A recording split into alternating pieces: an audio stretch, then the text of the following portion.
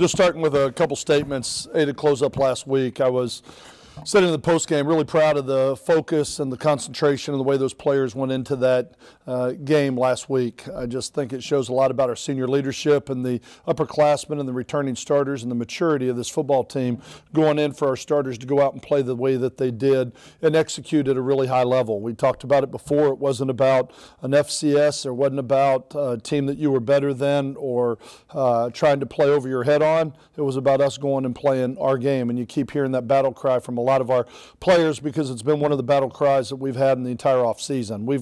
We control the way we play, and that's the only thing that we can control about and the only thing that we can worry about. And so just really proud of the way the players went out, the way they executed, focused. They were very serious.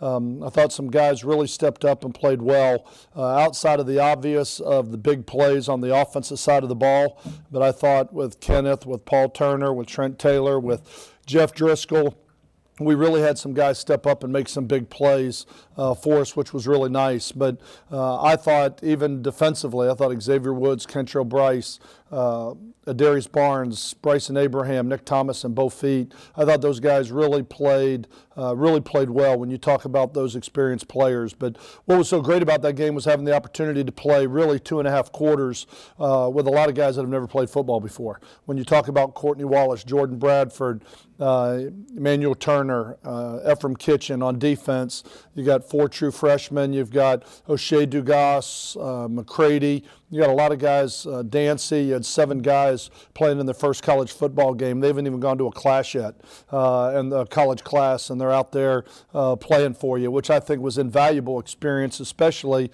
with this second game coming up. So it was a good start. It was a good start to the 2015 season, but we now realize that we're looking down a gun barrel this week in a short week. Western Kentucky had an opportunity to play against Vanderbilt a couple days before we did. They're going to have a week to prepare for this game, where we're going to have about 5 days. And so we know we're kind of playing an uphill battle. We're going against a team that has been picked to win the East. Most people pick them to win this game. Most people pick them to win the conference.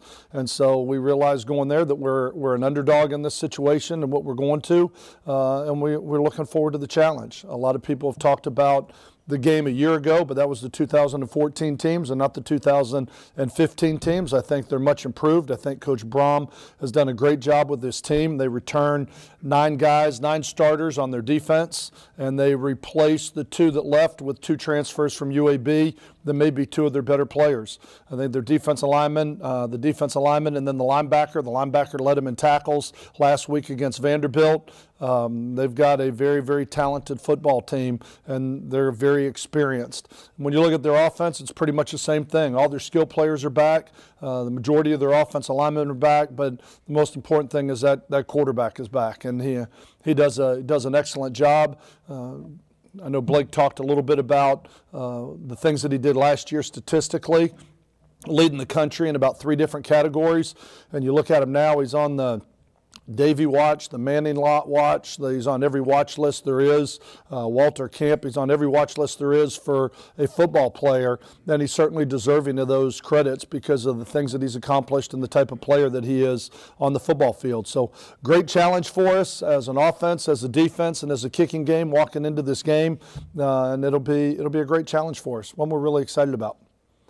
Obviously, Saturday night you did what you were supposed to do, and that was beat a different opponent. But I can't help but think, with all due respect to Southern, you guys weren't peeking at some of the Western Kentucky tape already, knowing you had a short week. If not, because obviously it makes your focus a lot tighter, knowing you only got 5 days.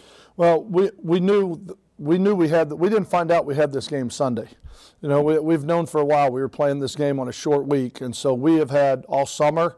We do summer scouting reports. We put our game plans together for our first 4 opponents off last year's film and what we have, and then obviously we carried that right into Southern, and then we're carrying this one and just comparing what they did at Vanderbilt to what they did a year ago. And so we pretty much have a game plan already written up on the wall. We've known this one was coming for a while, and so I think it's the hard part is you're not going to get the opportunity to practice that much. Really, when you look at it, today is our Wednesday. We're going to go out and have our practice tonight. Then today is our Wednesday, which means really we've really lost 2 days of preparation and getting ready for this game. And so we've talked to our players. We've challenged them on what we have with a short week and what we're going to have to do and how important it's going to be with us not in class this week to come in and watch a lot of extra film and putting the time and effort in off the field this week to make sure that we're ready to play on Thursday night. You used the word underdog. Technically, you are. I guess opening line was 3 in their favor. 3-point underdogs. You are. We're not the overdogs? Why do you say you're an underdog, especially with what happened last year? Because we're 3-point dogs. Because we're underdogs by 3 points. No, I just found that out. Why do you use the word underdog? Well, when you look at what everybody's projecting right now, I mean, we're playing at their place on a short week where they've had a full week to prepare for this game, the experience that they have coming back, the transfer players that are making a difference on their football team right now. But I think when you look at what this team has done offensively and defensively, the success they've had, I believe they've now won 6 in a row. I believe when you look at them after our game, they won the bowl game and then they won their opening game for this season. So I believe they've won 6 in a row since that game a year ago. They've been on a win streak, and I think people are looking at it and saying they're the better football team, and I think it ought to be a great matchup. But playing at their place definitely is going to play in their favor with the crowd and then the experience and the number of people that they have returning. Coach, in terms of logistics in the short week, how do you have to change things up? Well, we'll practice tonight. We'll practice in shells. I mean, we've got to put them in pads. We got to get at least 1 day of practice in pads this week.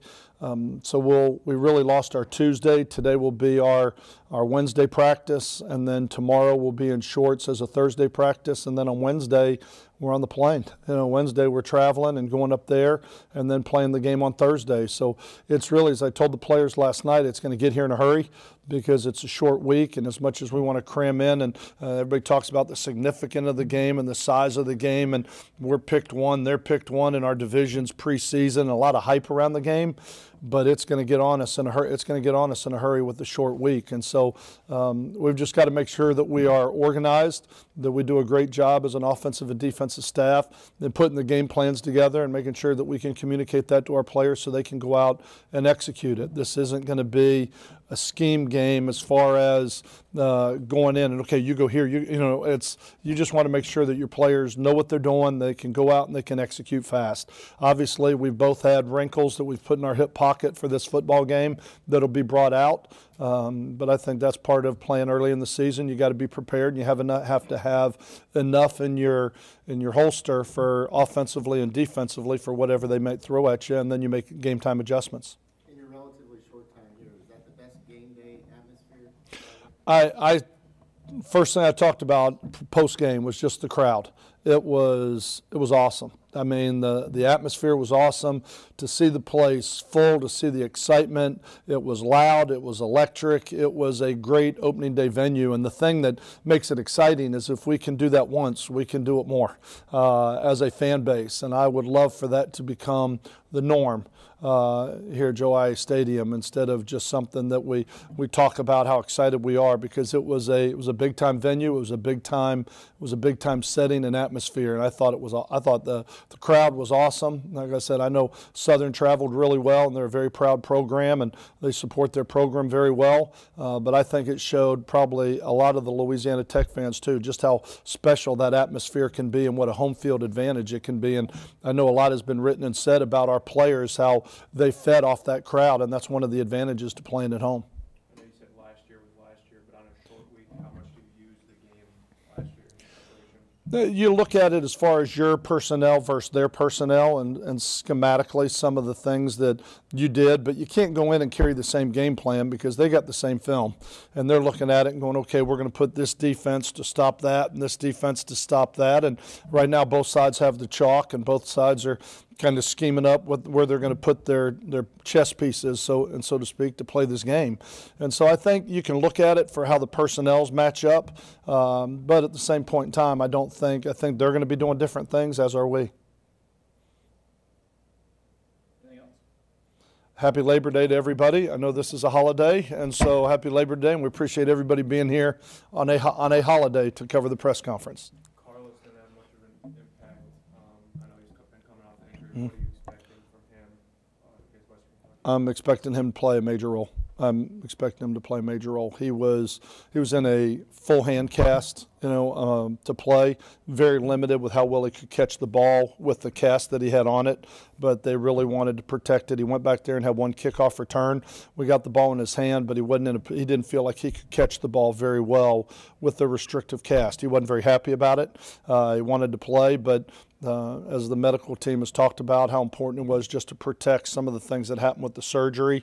But I think that cast will get smaller and smaller as time goes on, and he will play a much bigger role in this game than he did last week. And I had planned on playing him a little bit in that game, but when we got off to an early lead and had 17 points right out of the chute, I felt pretty good that, let's just rest him and save him for another week. Last thing for me, Jeff didn't really kind of dismiss that the matchup between him and Brandon.